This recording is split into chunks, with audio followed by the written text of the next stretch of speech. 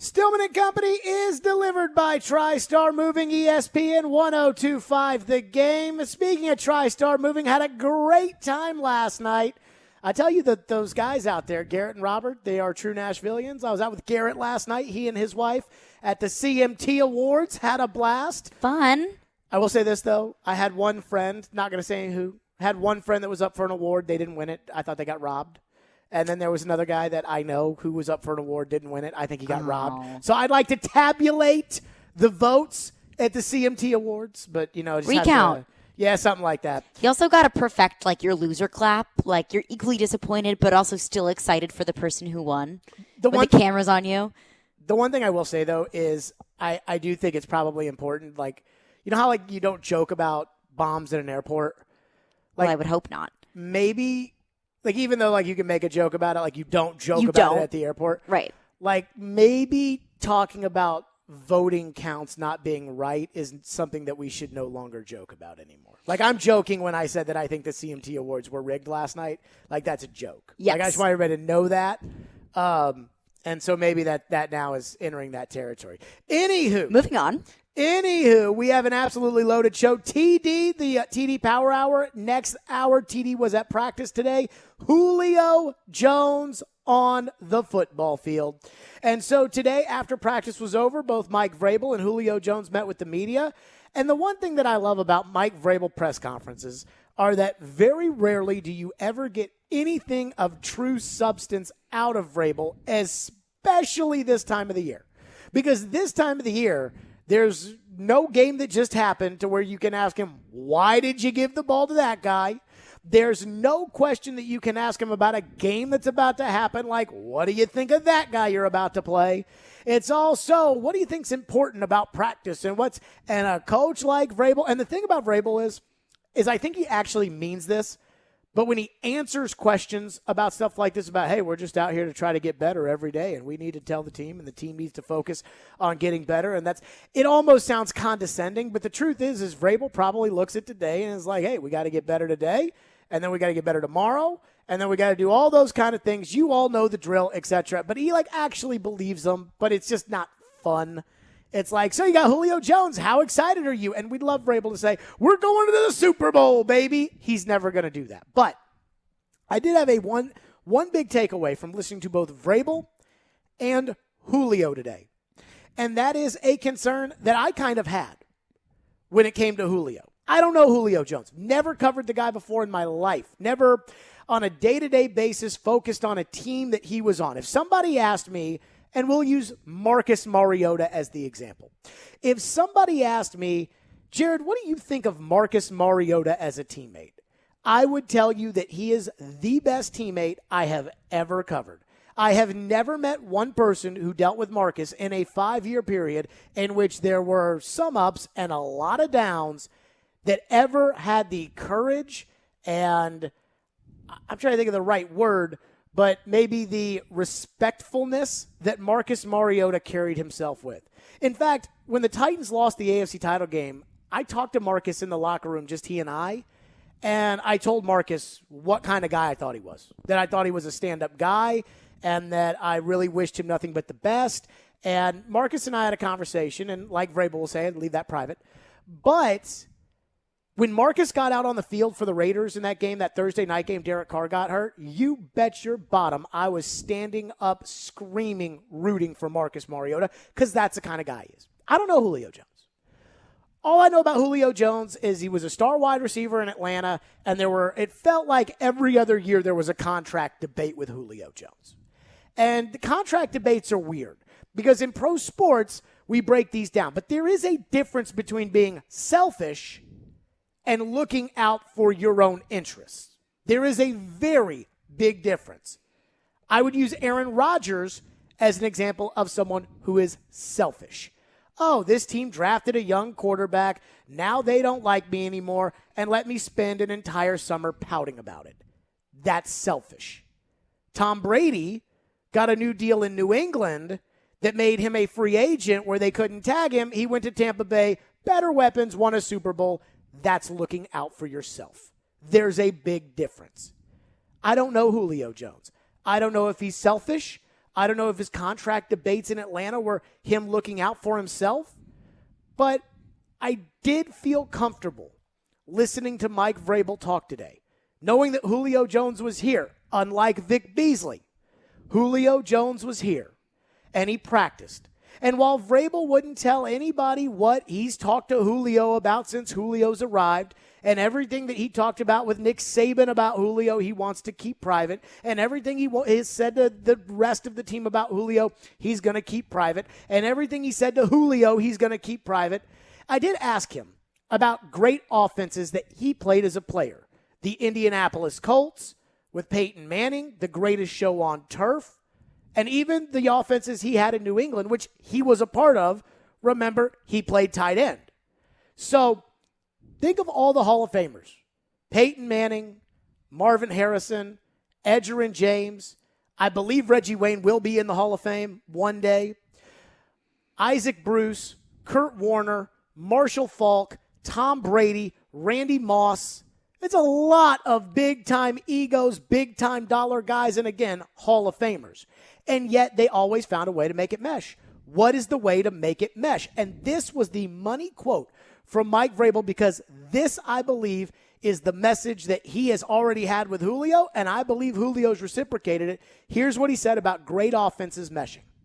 I mean, I think it comes down to always putting the team first and being willing to do whatever's best for the football team. We understand that there's a lot of people that right now we'd like to get the football to. They only give us one football. So, I think that's what we're charged to do as coaches, to make sure that everybody fits into, what we're doing and get them to buy into what we believe in. There's only one football. In St. Louis, Marshall Faulk had to buy into that. Torrey Holt had to buy into that. Isaac Bruce had to buy into that. In Indianapolis, Edgerrin James had to buy into that. Joseph Adai had to buy into that. Marvin Harrison had to buy into that. Reggie Wayne had to buy into that. Dallas Clark had to buy into that. Jeff Saturday was on Darren Donick and Chase about 2 hours ago, and he talked about that buy-in that they had in Indianapolis. And I am telling you that when I heard Vrabel say that, of how do these great offenses mesh, there's only one football, and it's our job as coaches to get these guys to buy in, that told me that Vrabel was already comfortable with it. Then, 20 minutes later, when Julio Jones hopped on and started talking about how good Derrick Henry is and how A.J. Brown is a dog and how he thinks A.J. Brown's for sure a number one wide receiver, I walked away from that thinking, okay, this is going to work. It may not work because of age. It may not work because of injury. It may not work because defenses figure them out. Todd Downing's not a great offensive coordinator. I don't know. It may not work because Tannehill may not be good enough, like a Peyton Manning or a Kurt Warner kind of player. Those are reasons why it may not work out, and I can't tell you if it's true or not. But the idea, and I was worried about it a little bit because I don't know Julio. The idea of a Julio Jones, who has been the guy, the number one receiver his entire career in the NFL, coming here and saying, hey, you got to share the football with Derrick Henry. You got to share the football with A.J. Brown. You've got to share the football with Anthony Ferkser. By the way, Derrick Henry was 47.4% of the Titans' offense a season ago. You would expect that number to drop a little bit, but it was crazy. I looked it up. The greatest show on turf, 99 Rams. Marshall Faulk and Robert Holcomb, 55.8% of the offense. Peyton Manning's Super Bowl champion Colts teams in 2006. Joseph Adai and Dominic Rhodes, 62% total touches. Even on Julio's 2016 Falcons, Tevin Coleman and Devontae Freeman were 54% of all touches. So it's not like Derrick is doing anything that's crazy compared to all of those teams.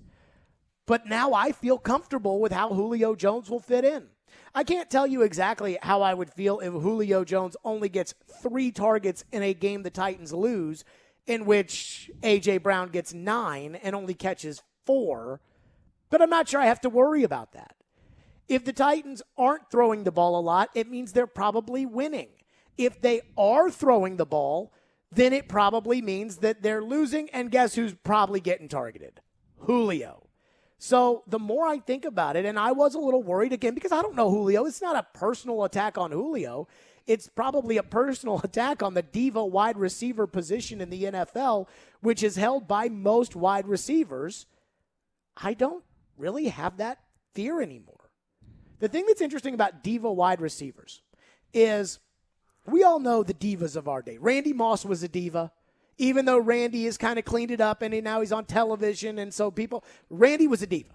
Remember Randy in Minnesota? He was a diva. We all know T.O. When you say diva receiver, there's Terrell Owens, and he is 1A. And we've seen the diva receiver, the guy who's all about himself. And that's one of the 2 or 3 positions in the NFL where you can legitimately be a diva and still be a great player. Corner is another one. Jalen Ramsey, total diva. But those are essentially one-man positions. I'm a wide receiver. I've got to run as hard as I can. Think about all the different things. What's the coverage? What's my route tree? What's the quarterback expect? I have to think about all those things at one time, go at it 100%, and none of it may matter because they may not throw me the ball. So that is a position where guys have to worry about themselves on every play, and then it may not matter. Corner's the same way. I got to guard this guy every single play. But Julio has never struck me as a diva wide receiver. And so there's a difference, again, between looking out for your own interest and being selfish. A couple of years ago, Admiral Schofield in the NCAA tournament took himself out of an NCAA tournament game. Rick Barnes said, I wanted to put him in, but he thought we should let the other guys play. And I remember listening to the morning show we had at the time. And the 2 guys that weren't Derek Mason got up and said, that is selflessness from Admiral Schofield. He's a great player. And Derek Mason, number 1 wide receiver, not much of a diva in his career in the NFL, he was like, no. During a commercial break, Floyd and I were talking about that. Floyd said to me that if you try to take Derek Mason out of the game in that situation, he'd have looked at the coach and just run out on the field anyways. That's how most number 1 receivers in the NFL are. I'm okay with Julio having that kind of mentality. I'm not okay with Julio sitting at his locker after a game saying, hey, they didn't target me, so don't ask me why we lost.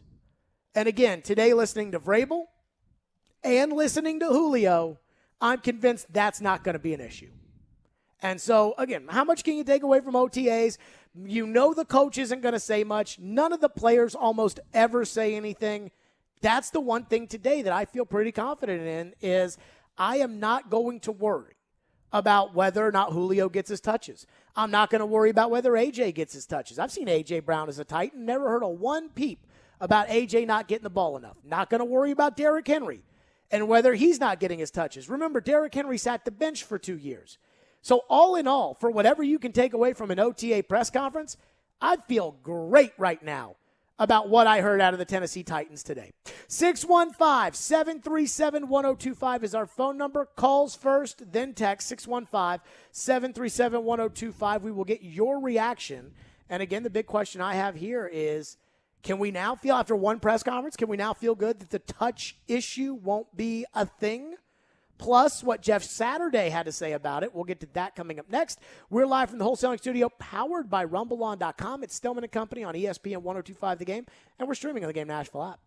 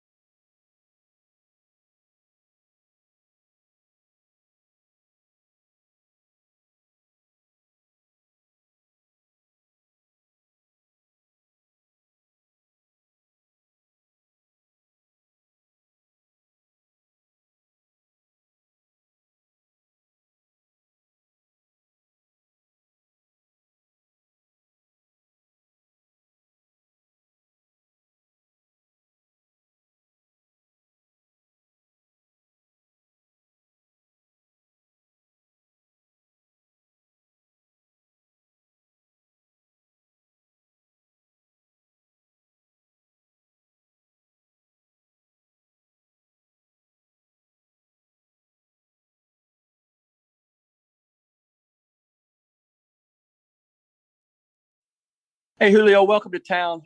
You've been with the same team for so long. What's it like joining a new team, and what's the reception been like here in Nashville? First off, man, I just want to thank Atlanta.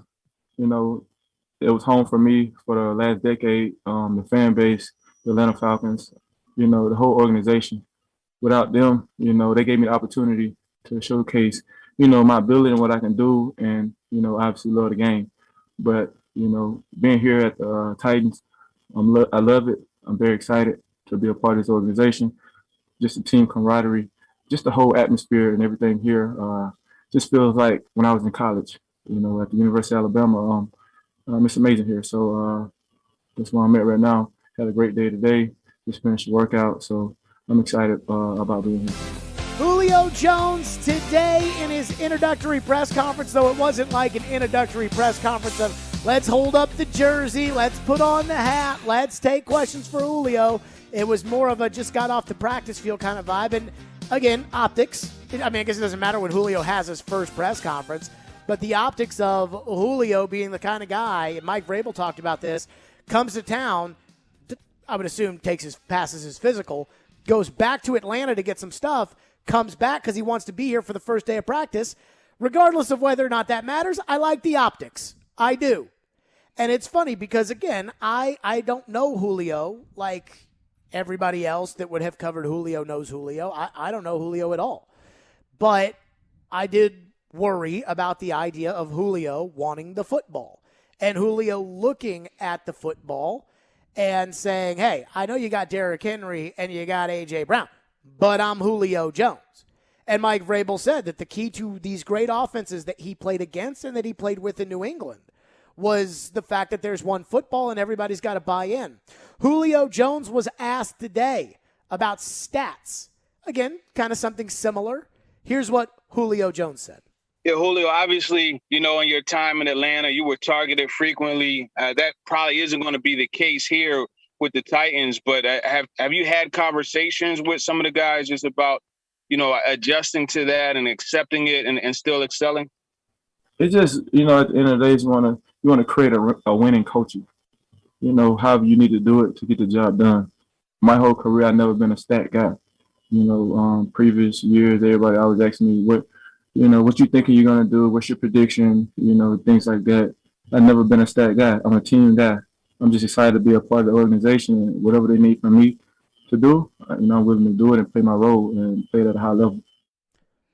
I like what I hear. And again, actions will always speak louder than words, but in order to do something, you have to be able to articulate it.